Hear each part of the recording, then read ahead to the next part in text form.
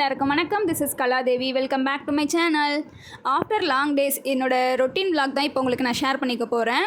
ஒரு 3 days என்னோட evening routine எப்படி இருந்தது, நான் 3 days அந்த ஈவினிங்கில் என்னென்ன பண்ணினேன் அப்படின்றது தான் ஒரு குட்டி vlog-ஆக உங்களுக்கு நான் எடுத்து வச்சுருக்கேன். ஸோ வாங்க வீடியோக்குள்ளே போய் நான் என்னென்னலாம் பண்ணேன் அப்படின்றது உங்களுக்கு காமிக்கிறேன்.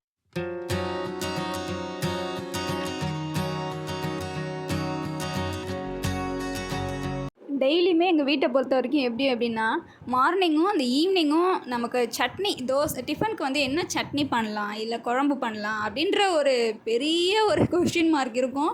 இதுவே மார்னிங் சாம்பார் வச்சுட்டோம் அப்படின்னா எங்களுக்கு அன்றைக்கி கொஞ்சம் ரிலீஃபாக இருக்கும். ஏன்னா ஈவினிங் வரைக்கும் வேறு எதுவும் அதுக்காக நம்ம தனியாக ஸ்பெஷலாக பண்ணணும் அப்படின்னு அவசியம் இல்லை.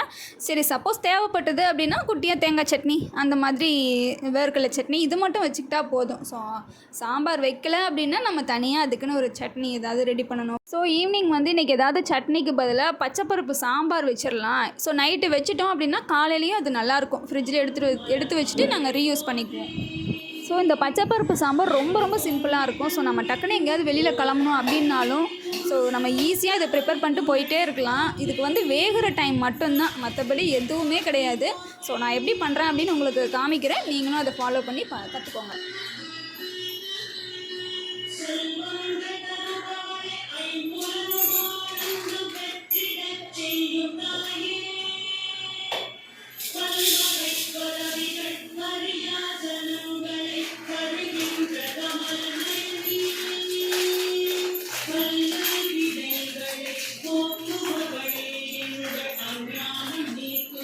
இதுக்கு ஃபஸ்ட்டு நான் என்ன பண்ணிப்பேன் அப்படின்னா, பூண்டு ஒரு 4-5 பூண்டு, ஆக்சுவலாக சாம்பாருக்கு நம்ம பூண்டு சேர்ப்போம் இல்லையா, பருப்பு வேக வைக்கும்போது அதுக்கு ஒரு 4-5 பூண்டு மட்டும் உரித்து வச்சுக்குவேன். ஸோ அதுக்கப்புறம் நமக்கு தேவையான அளவு அந்த பச்சைப்பருப்பு எடுத்துக்குவேன். பச்சைப்பருப்பு வந்து நம்மளுக்கு தேவையான அளவு தான். ஏன்னா உங்களுக்கு சில பேருக்கு கம்மியாக தேவைப்படும், சில பேருக்கு மெம்பர்ஸ் அதிகமாக இருக்கிறதுனால நமக்கு அதிகமாகவும் தேவைப்படும். உங்கள் அளவுக்கு தேவையான அளவு எடுத்துக்கோங்க. ஃபஸ்ட்டு ஆஸ் யூஷுவல் நார்மல் துவரம்பருப்பு சாம்பார் இருக்குது இல்லையா, அதுக்கு நம்ம பெருங்காயம் சேர்ப்போம்ல, அதே மாதிரியே பெருங்காயம் சேர்த்துக்கணும். தேவையான அளவு தண்ணி ஊற்றிக்கணும். அந்த பருப்பு முங்குற அளவுக்கு தண்ணி ஊற்றிக்கோங்க. அதோட கொஞ்சம் எக்ஸ்ட்ராவே ஊற்றிக்கலாம். ஏன்னா இப்போ வேகிறதுக்கு நல்லா உங்களுக்கு தண்ணி இருந்ததுன்னா நல்லா வேகும்.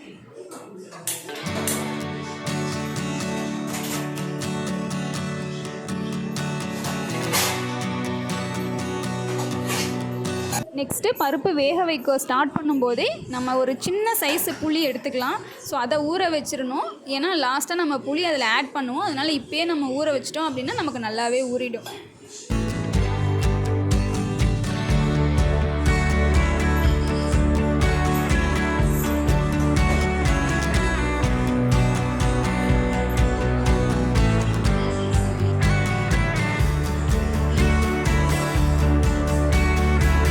ஒரு பக்கம் பருப்பு வெந்துட்டுருக்கோம், நம்ம புளி ஊற வச்சுட்டு நெக்ஸ்ட்டு நம்ம தாளிக்கிறதுக்காக வெங்காயம் தக்காளி வந்து கட் பண்ணி வச்சுக்கலாம். வெங்காயம் வந்து ஒரு 2 வெங்காயம், பெரிய வெங்காயம் எடுத்துக்கலாம். குட்டியாக இருந்ததுன்னா ஒரு 3 எடுத்துக்கோங்க.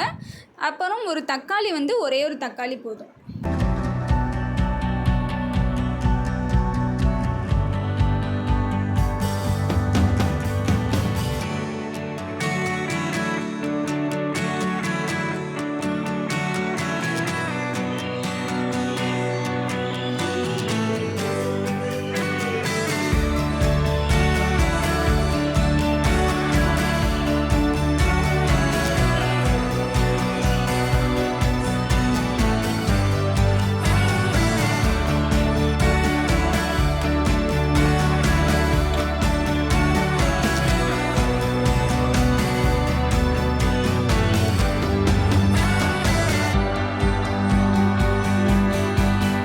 ஸோ இப்போ பருப்பு நல்லா கொதிக்க ஆரம்பிச்சிருச்சு. இந்த ஸ்டேஜில் வந்து நம்ம கொதி வந்ததுக்கு அப்புறம் மிளகாத்தூள் சேர்த்துக்கலாம். நான் வந்து 1 ஸ்பூன் மிளகாத்தூள் சேர்க்குறேன். ஏன்னா கொஞ்சம் காரமாக இருக்குது மிளகாத்தூள், அதனால நான் 1 ஸ்பூன் சேர்த்துக்கிறேன். உங்களுக்கு எவ்வளோ காரம் தேவையோ அதுக்கு ஏற்ற மாதிரி சேர்த்துக்கோங்க.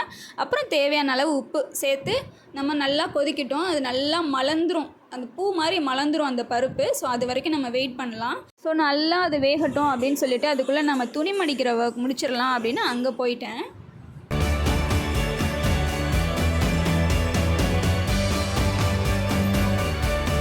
எங்கள் வீட்டில் ஈவினிங் எப்போவுமே ஒரு 6 o'clock லைட் போட்டுருவோம். எல்லா ரூம்லேயும், ஹாலில், எல்லா இடத்துலையும் போட்டுருவோம். கிச்சன் எல்லாத்துலேயுமே போட்டுட்டு ஒரு 1 hour வெயிட் பண்ணிவிட்டு அதுக்கப்புறம் 7 o'clock போய் எல்லா ரூம்லேயும் ஆஃப் பண்ணிவிட்டு ஹாலில் மட்டும், கிச்சனில் 2த்தில் மட்டும் எரியிற மாதிரி வச்சுக்குவோம்.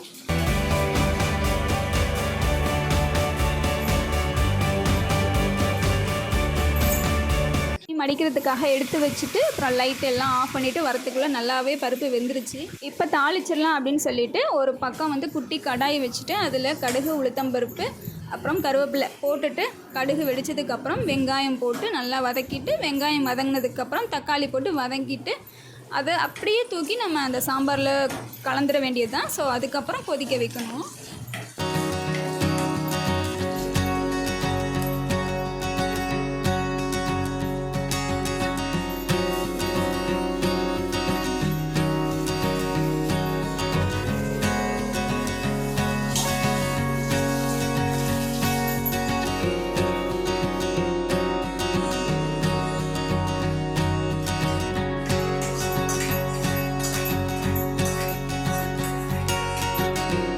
மோஸ்ட்லி எனக்கு வந்து உப்பு பார்க்குறதுக்கு வந்து டேஸ்ட் பண்ணி பார்க்க பிடிக்கவே பிடிக்காது. இது எங்கள் அம்மாவோட பழக்கம்னு நினைக்கிறேன். எங்கள் அம்மாவும் அதே தான் பண்ணுவாங்க. சின்ன வயசுலேருந்து நான் பார்த்துருக்கேன். டேஸ்ட் பண்ணி பார்க்குறதுக்கு அவங்களுக்கு பிடிக்காது. அதனால் என் கையில் கொடுத்து நீ டேஸ்ட் பண்ணி பாரு அப்படின்னு சின்ன வயசுலேருந்தே சொல்லுவாங்க. ஸோ இப்போ எனக்கு அதே ஃபாலோ அப் ஆகுது. நானும் டேஸ்ட் பண்ணி பார்க்க பிடிக்கல. இருந்தாலும் சப்போஸ் உப்பு எக்ஸஸ் ஆகிடுச்சுன்னா என்ன பண்ணுறது அப்படின்னு சொல்லிட்டு டேஸ்ட் பண்ணி பார்த்துருவேன். ஸோ ஓகேவாக இருந்தது. இந்த ஸ்டேஜில் வந்து நம்ம புளி ஊற்றி நம்ம நல்லா ஒரு கொதி வச்சு இறக்கிட வேண்டியது தான். சாம்பார் சூப்பர் டேஸ்டியாக இருக்கும், சிம்பிளாக இருக்கும், சீக்கிரமாக ரெடி ஆகிடும். ஸோ நிறைய பேர் இதை யூஸ்ஃபுல்லாக இருக்கும் உங்களுக்கு. நீங்கள் ஃபாலோ பண்ணி இதை ரெடி பண்ணி கற்றுக்கோங்க.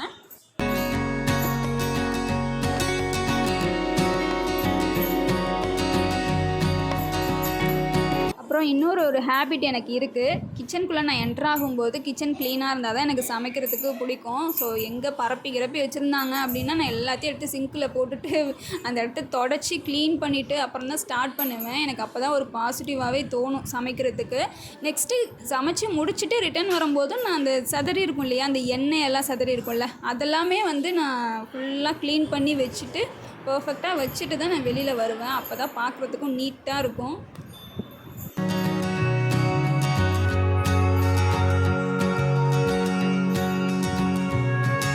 ஒரு வழியாக நைட்டு டிஃபனுக்கு நான் சாம்பார் வச்சு முடிச்சிட்டேன். ஸோ இது மார்னிங்கும் நமக்கு யூஸ் ஆகும். அதனால் சேர்த்தே சாம்பார் வச்சாச்சு. இதுக்குள்ளே நம்ம வந்து துணியை மடிச்சிடலாம் அப்படின்னு சொல்லி எடுத்து வச்சுட்டு போனேன் இல்லையா, வந்து துணி மடிச்சுட்டு அந்த வேலையும் முடிச்சிருச்சுன்னா நான் பெரிய வேலை முடிஞ்ச மாதிரி இருக்கும். அப்புறம் எல்லோரும் 1 by 1 வந்ததுக்கப்புறம் எல்லாேருக்கும் தோசை சுட்டு கொடுத்து இல்லைன்னா இட்லியோ ஏதோ செஞ்சு கொடுத்து நம்ம இன்றைக்கி டிஃபனை முடிச்சிருவோம்.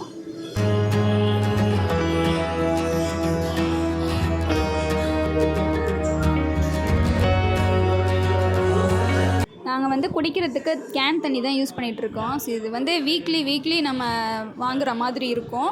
ஸோ எங்களுக்கு ஒரு 5 கேன்ஸ் வாங்குவோம். அது வந்து 1 வீக்குக்கு கரெக்டாக சஸ்டெயின் ஆகும். நேற்று தான் வந்து வச்சுட்டு போனாங்க. ஸோ இது வந்து நமக்கு 1 வீக்குக்கு இருக்கும்.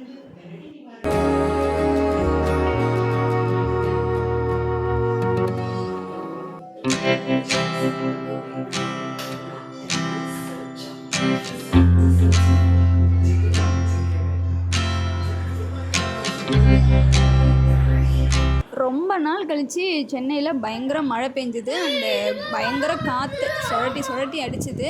ஸோ பார்க்குறதுக்கு கிளைமேட் ரொம்ப சில்னஸாக இருந்தது. அந்த ஈவினிங்கே ரொம்ப காமாக இருந்தது. ஸோ மேலே குட்டி பசங்கள்லாம் கீழே வந்து இறங்கி விளையாடிட்டு இருந்தாங்க. அதெல்லாம் என்ஜாய் பண்ணிவிட்டு அதை பார்த்துட்டு அப்படியே அந்த பொழுதை கழிச்சிட்டு இருந்தேன்.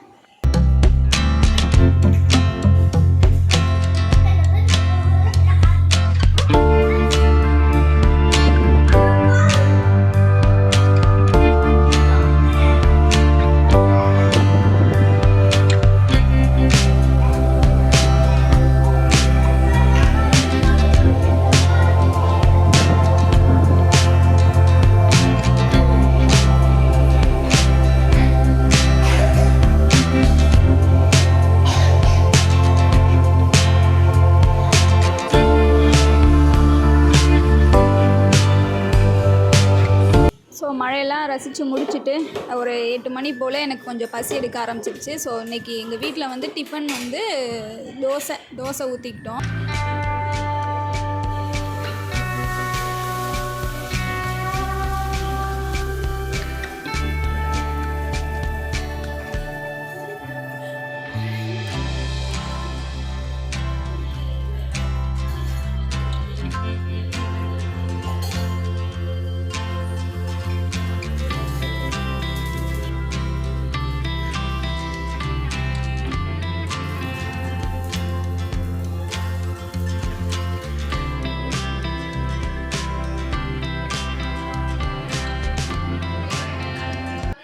இது வந்து இன்னொரு நாள் ஈவினிங் பூஜா வெசல்ஸ் ரொம்ப நாளாச்சு நம்ம வாஷ் பண்ணி. ஸோ இன்றைக்கி வந்து வாஷ் பண்ணலாம் அப்படின்னு முடிவு பண்ணி இன்றைக்கி அதில் இறங்கிட்டேன். அண்ட் இன்னொரு விஷயம் வந்து நான் உங்ககிட்ட கண்டிப்பாக ஷேர் பண்ணிக்கணும். ஸோ இதுக்கு வந்து நான் க்ளீன் பண்ணுறதுக்கு என்ன யூஸ் பண்ணுறேன் அப்படின்னா, ஃபஸ்ட்டு வந்து நான் சபீனா யூஸ் பண்ணிகிட்டு இருந்தேன். அது எப்படின்னா, நான் லெமன் வச்சு சபீனா பவுடர் தொட்டு அதை வந்து வாஷ் பண்ணுவேன். பளிச்சுன்னு வந்துடும். அதில் எந்த ஒரு மாற்றமும் இல்லை, நல்லாவே பளிச்சுன்னு வந்துடும். ஸோ இந்த டைம் வந்து நாங்கள் என்ன பண்ணியிருந்தோம், அத்தை ஒரு நாள் கடைக்கு போயிட்டு பீதாம்பரி ரெட் கலரோ பிங்கிஷ் கலரில் இருக்கும், அது வாங்கியிருந்தாங்க. ஸோ ஒரு தடவை ட்ரை பண்ணி பார்க்கலாமே இது எப்படி இருக்குது அப்படின்னு சொல்லிட்டு ட்ரை பண்ணேன்.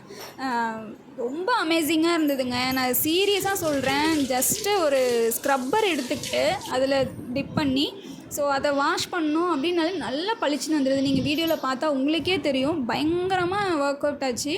நிறைய டைம் வந்து நான் பூஜா வெசல்ஸ் வந்து க்ளீன் பண்ணும்போது தேடி இருக்கேன். ஐயோ லெமன் இல்லையே, போய் வாங்கிட்டு வாங்க அத்தை அப்படின்னு சொல்லி அவங்கள அனுப்பி விடுவேன். புளி அப்படி இல்லைனா புளி வந்து கொஞ்சம் பிசு பிசுன்னு இருக்குமா, எனக்கு வந்து அதில் நிறைய ஒட்டிக்கிற மாதிரி இருக்கும். அந்த விளக்குல எல்லாம் தேய்க்கும் போது அப்படியே ஒட்டிக்கிற மாதிரி ஒரு ஃபீல் இருக்கும். அதனால நான் மேக்ஸிமம் வந்து நான் லெமன் வச்சு தான் யூஸ் பண்ணுவேன். அதனால அந்த டைம் இல்லை அப்படின்னா நம்ம கடையில் போய் வாங்கிட்டு வர மாதிரி இருக்கும். ஸோ இது வந்து அமேசிங்காக இருந்தது. ஜஸ்ட்டு ஸ்க்ரப்பரை வச்சு நம்ம அதில் தொட்டு பீதாம்பரி தொட்டு தேய்ச்சோம் அப்படின்னாலே சூப்பர் எஃபெக்டிவாக இருக்குது. கண்டிப்பாக ட்ரை பண்ணி பாருங்கள்.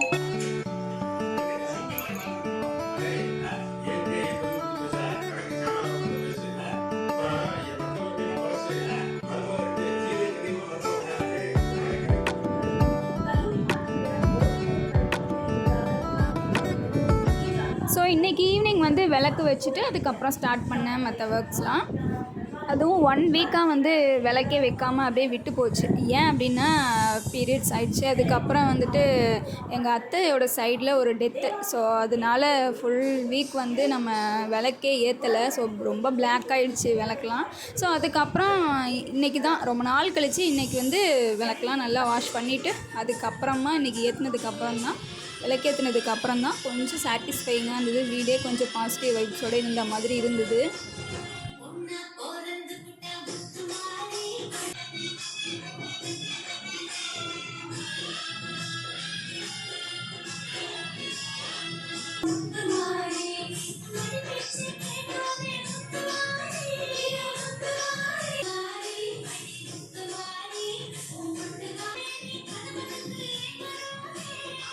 ஸோ இன்றைக்கி டின்னர் என்ன அப்படின்னா, சப்பாத்தி பண்ணலான்னு ஒரு பிளான் இருக்குது. ஸோ அதனால் வந்து மாவு அங்கங்கே கொஞ்சம் கொஞ்சமாக வச்சுருந்தோம். ஒரு ஃபுல் பேக்கெட்டாக இல்லாமல் பாதி பாதியாக எடுத்து அதெல்லாம் இருந்துதா மீதி. ஸோ அதிலெல்லாம் ஏதாவது பூச்சி கீச்சி வந்துடுமே அப்படின்னு சொல்லிவிட்டு அதை எடுத்து சலிச்சுட்டு அதுக்கப்புறம் யூஸ் பண்ணலாம் அப்படின்னு சலிக்கிறதுக்கு இந்த ஜல்லடை எடுத்துருந்தேன். ஸோ இந்த ஜல்லடை பார்த்தீங்க அப்படின்னா இதில் 3 லேயர் இருக்குது. ஸோ ஃபஸ்ட்டு வந்து கொஞ்சம் இது ஓட்டை பெருசாக இருக்கும். செகண்டு கொஞ்சம் நார்மலாக இருக்கும். ஸோ வீடியோவில் பார்த்தாலே உங்களுக்கு தெரியும்னு நினைக்கிறேன். தேர்டு வந்து மாவு சலிக்கிறதுக்கு ஏற்ற மாதிரி ரொம்ப மைன்யூட்டாக இருக்கும், ரொம்ப குட்டியாக இருக்கும். ஸோ அது வந்து பெரிய ஹோல் எதுக்கு அப்படின்னா, இந்த கடுகு சீரகம் இதெல்லாமே சலிப்பாங்களாம். இது எனக்கு தெரியாது, இங்கே வந்து தான் அத்தை தான் சொன்னாங்க. ஸோ அதுக்காக தான் அதெல்லாம் கொடுத்துருக்காங்க. அதுக்கு அடுத்து சின்னதாக உள்ளது வந்து அதுக்கேற்ற மாதிரி உள்ள பொருள் சலிக்கிறதுக்கு, இந்த வெந்தயம் இந்த மாதிரி ஐட்டம்ஸு சலிக்கிறதுக்கு. ஸோ லாஸ்ட்டாக ரொம்ப குட்டியாக இருக்கு இல்லையா மாவு சலிக்கிறது, அது வந்து குட்டியாக உள்ளது வந்து மாவு சலிக்கிறதுக்காக வச்சுருக்காங்க. ஸோ அதுதான் இப்போ நான் சலிச்சுட்டு அதுக்கப்புறமா சப்பாத்திக்கு மாவு பிசைய போகிறேன்.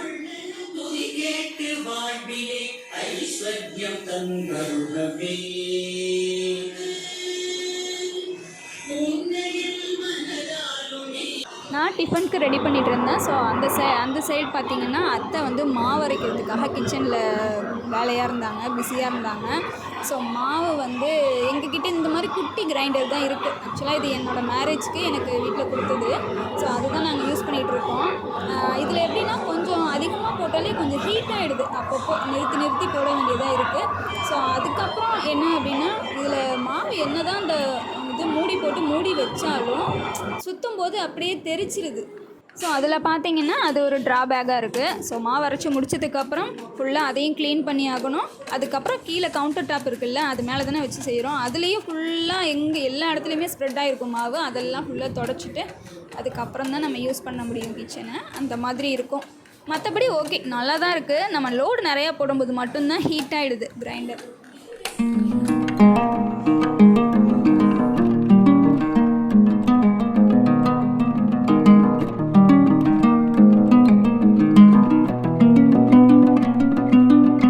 அத்தை வந்து இன்றைக்கி கடைக்கு போயிட்டு வரும்போது கேப்சிகம் அண்டு கியூக்கம்பர் வாங்கிட்டு வந்திருந்தாங்க. ஸோ கியூக்கம்பர் வந்து இந்த வீட்டில் விரும்பி சாப்பிட்றது அப்படின்னா நான் மட்டும்தான். ரொம்ப பிடிக்கும். அது எவ்வளோ இருந்தாலும் நிறைய சாப்பிட்ருவேன். அதில் வந்து நமக்கு வாட்டர் கண்டென்ட்டும் அதிகம். ஸோ நமக்கு ஹெல்த்துக்கும் நல்லது. ஸோ எனக்கும் ரொம்ப ரொம்ப ஃபேவரட்டான ஒன்று. எனக்காகவே வாங்கிட்டு வந்திருந்தாங்க ஸ்வீட்டில் எங்கள் அத்தை. நைட்டு டிஃபனுக்கு சப்பாத்தி வித்து பன்னீர் கிரேவி சூப்பராக பண்ணுவாங்க அத்தை. செம்ம டேஸ்ட்டாக இருந்துச்சு. அண்ட் இன்னொரு விஷயம் உங்ககிட்ட ஷேர் பண்ணிக்கணும் அப்படின்னு ஆசைப்பட்றேன்.